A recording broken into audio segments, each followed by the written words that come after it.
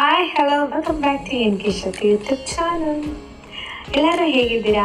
ಚೆನ್ನಾಗಿದ್ದೀರಾ ಅಂತ ಭಾವಿಸ್ತಾ ನಾನು ಕೂಡ ಚೆನ್ನಾಗಿದ್ದೀನಿ. ಆಲ್ರೆಡಿ ನೋಡಿರ್ತೀರ ತಮ್ಮನೇಲಲ್ಲಿ ಏನಂತ.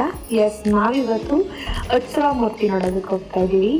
ಈ ಉತ್ಸವ ಮೂರ್ತಿ ಎಲ್ಲಿ ನಡೆಯುತ್ತೆ, ಹೇಗೆ ನಡೆಯುತ್ತೆ, ಯಾರ್ಯಾರೆಲ್ಲ ಬಂದಿರ್ತಾರೆ, ಎಷ್ಟು ಚೆನ್ನಾಗಿರುತ್ತೆ ಅನ್ನೋದೆಲ್ಲನೂ ಈ ಮುಖಾಂತರ ನಿಮ್ಗೆ ತೋರಿಸ್ತೀನಿ. ಸೊ ಹಾಗಾಗಿ ಈ ವಿಡಿಯೋನ ಸ್ಕಿಪ್ ಮಾಡಿ ನೋಡಿ. ಈ ಉತ್ಸವ ಮೂರ್ತಿ ನಡೆಯೋದು ಬಂದು ಸಜ್ಜನ್ ರಾವ್ ಸರ್ಕಲ್ ಅಲ್ಲಿ ಸುಬ್ರಹ್ಮಣ್ಯ ಟೆಂಪಲ್ ಇದೆ. ಇದು ಬಂದು ತುಂಬಾ ಫೇಮಸ್ ಇರುವಂತಹ ಸುಬ್ರಹ್ಮಣ್ಯ ಟೆಂಪಲ್. ಅಲ್ಲಿ ನಡೀತಾ ಇದೆ. ಯಾವಾಗ ನಡೆಸ್ತಾರೆ ಇದನ್ನ ಅಂತ ಅಂದ್ರೆ ಕಾರ್ತಿಕ ಮಾಸ ಕಡೆಯಲ್ಲಿ ಮತ್ತು ಷಷ್ಠಿಯ ಮೊದಲ ಪ್ರಾರಂಭದಲ್ಲಿ ಈ ಒಂದು ಉತ್ಸವ ಮೂರ್ತಿಯನ್ನ ನಡೆಸ್ತಾರೆ. ಇಲ್ಲಿ ತುಂಬಾ ಜನ ಅಂತೂ ಸೇರಿರ್ತಾರೆ. ಇದು ಒಂದು ರೀತಿ ಜಾತ್ರೆ ಅಂತಾನೆ ಹೇಳ್ಬೋದು. ಇವಾಗ ಊರಿಗೆಲ್ಲ ತೇರ್ ಎಳೆದ್ರೆ ಜಾತ್ರೆ ತರ ಹೇಗೆ ಜನ ಸೇರ್ತಾರೋ ಅದೇ ತರ ಈ ಬ್ಯಾಂಗ್ಳೂರ್ ಅಂತ ಸಿಟಿಲಿ ಇಲ್ಲೂ ಜನ ಕೂಡ ಸೇರ್ತಾರೆ.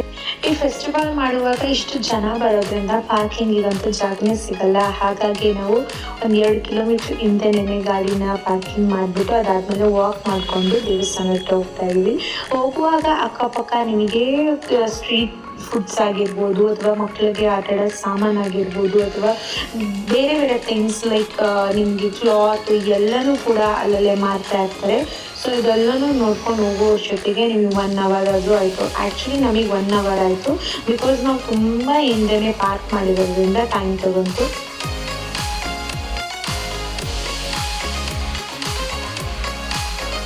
ಇನ್ನು ಈ ಫೆಸ್ಟಿವಲ್ನ ವಿಶೇಷತೆ ಏನಪ್ಪಾ ಅಂತ ಹೇಳಬೇಕಂದ್ರೆ, ಕುಕ್ಕೆ ಸುಬ್ರಹ್ಮಣ್ಯದಲ್ಲಿ ಇದೇ ಟೈಮಲ್ಲಿ ಜಾತ್ರೆ ಮಾಡ್ತಾರೆ. ಅವರು ಅಲ್ಲೂ ಕೂಡ ತೇರನ್ನು ಎಳಿತಾರೆ.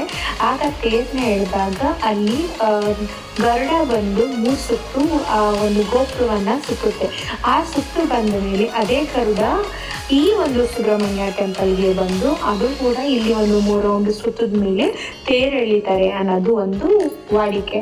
ಅದು ಎಷ್ಟು ಮಟ್ಟಿಗೆ ನಿಜನೋ ಇಲ್ವೋ ಗೊತ್ತಿಲ್ಲ. ಯಾಕೆಂದರೆ ನನಗೆ ಗೊತ್ತಿರೋಂಗೆ ಒಬ್ಬರಿಂದ ಒಬ್ಬರಿಗೆ ಇನ್ಫಾರ್ಮೇಷನ್ ಬಂದಿರೋದ್ರಿಂದ ಎಷ್ಟೊಂದು ಇನ್ಫಾರ್ಮೇಷನ್ ಹೊಟ್ಟೋಗಿರುತ್ತೆ.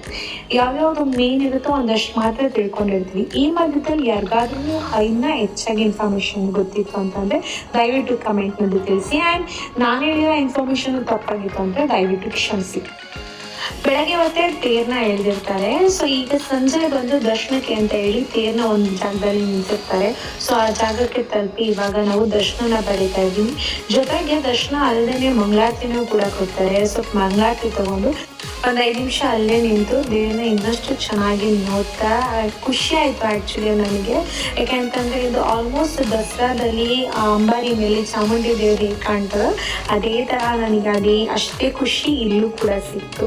ಬಟ್ ನಾವು ತುಂಬ ಜಾಸ್ತಿ ಹೊತ್ತು ನಿಂತ್ಕೊಳ್ಳೋದಕ್ಕಾಗೋದಿಲ್ಲ. ಭಕ್ತಾದಿಗಳೆಲ್ಲ ಜಾಸ್ತಿ ಹಿಂದೆಯಿಂದ ನೂಕೋದು ತಗೊಳ್ಳೋದು ಎಲ್ಲ ಇರೋದ್ರಿಂದ ನಾವು ಜಾಸ್ತಿ ಎಷ್ಟಾಗುತ್ತೋ ಅಷ್ಟು ನೋಡಿ ಕಣ್ ತುಂಬಿಸ್ಕೊಂಡು ಹೊರಟ್ರೆ ಬೇರೆಯವ್ರಿಗೂ ಅವಕಾಶ ಕೊಟ್ಟರೆ ಹೆಲ್ಪ್ ಆಗುತ್ತೆ ಅಂತೇಳಿ ಹೊರಟ್ವಿ. ಆ್ಯಕ್ಚುಲಿ ಇಲ್ಲಿ ಗರ್ಭಗುಡಿದು ಕೂಡ ದರ್ಶನ ಇರುತ್ತೆ. ಬಟ್ ತೀರಾ ಜನ ಇರೋದ್ರಿಂದ ಅದು ತುಂಬಾ ದೊಡ್ಡ ಕ್ಯೂ ಇರುತ್ತೆ. ದರ್ಶನ ಮಾಡ್ಕೊಂಡು ಹೋಗ್ಬೇಕು ಎಲ್ಲ ಇರುತ್ತೆ.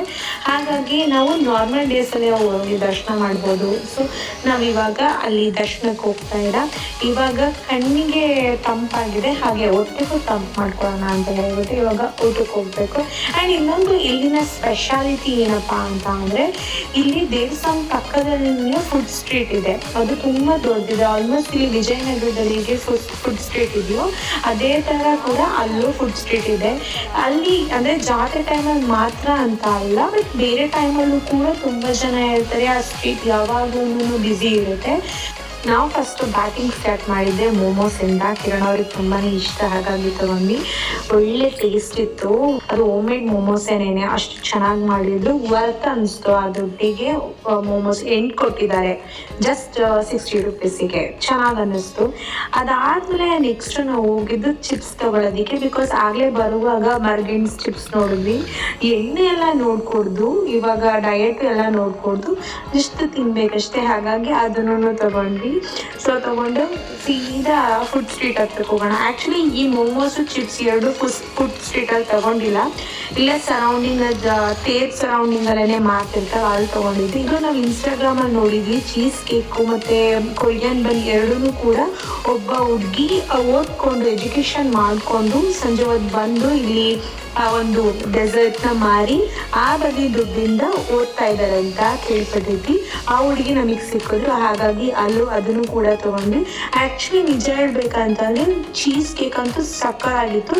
ಈವನ್ ಕೊರಿಯನ್ ಬನ್ ಕೂಡ ಸಕ್ಕತ್ತಾಗಿತ್ತು. ಆದರೆ ಅಲ್ಲಿ ತಿನ್ನೋಕ್ಕಾಗಲಿಲ್ಲ ಕೊರಿಯನ್ ಬನ್ನ, ಬಿಕಾಸ್ ಅದನ್ನು ಸ್ವಲ್ಪ ಬಿಸಿ ಮಾಡಿಕೊಂಡು ಮನೆಗೆ ಹೋಗಿ ಬಿಸಿ ಮಾಡ್ಕೊಂಡು ತಿನ್ನಿ, ಟೇಸ್ಟ್ ಇರುತ್ತೆ ಅಂತ ಹೇಳಿದ್ರು ಅಂದ್ಬಿಟ್ಟು ಮನೆಗೆ ಬಂದು ಬಿಸಿ ಮಾಡ್ಕೊಂಡ್ವಿ. ಎಲ್ಲ ವೆರೈಟೀಸ್ ಆಫ್ ಫುಡ್ಸು ಸಿಕ್ಕತ್ತೆ.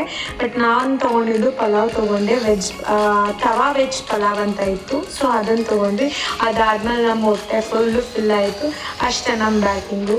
ಮತ್ತು ಇನ್ನೂ ಒಂದು ಸ್ಪೆಷಾಲಿಟಿ ಏನಪ್ಪ ಇವಾಗ ಅಂತಂದರೆ, ಇದು ಅವರೆಕಾಯಿ ಸೀಸನ್ ಆಗಿರೋದ್ರಿಂದ ಅವರೇ ಮೇಳ ಎಲ್ಲ ಹೇಗೆ ಹೋಗಿ ಅಲ್ಲಿ ಅವರೆಕಾಯಿಂದ ಏನೇನು ಮಾಡ್ತಾರೋ ಅದೆಲ್ಲ ಫುಡ್ನ ತಿಂತಾರೋ ಅದು ಇಲ್ಲೂ ಕೂಡ ಆಲ್ಮೋಸ್ಟ್ ಒಂದು ರೀತಿ ನಡೆಯುತ್ತೆ. ಯಾಕೆ ಅಂತಂದರೆ ತುಂಬ ಹೋಟೆಲ್ಗಳಲ್ಲಿ ಬರೀ ಅವರೆಕಾಯಿದೆ ಸ್ಪೆಷಲ್ಸ್ ಇರುತ್ತೆ. ಬಟ್ ನಾವು ಅವರೆಕಾಯಿದು ಯಾವುದು ವೆರೈಟೀಸ್ ತಿಂದಿಲ್ಲ.